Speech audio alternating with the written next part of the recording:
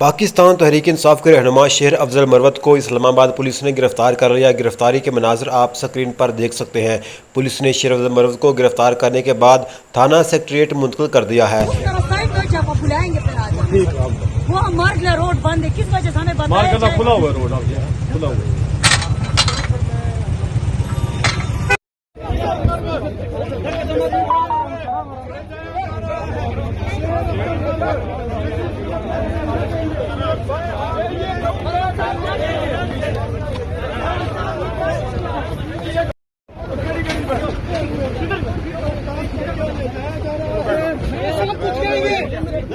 Mobile पीछे रखे थोड़ा सा, मोबाइल पीछे रखे।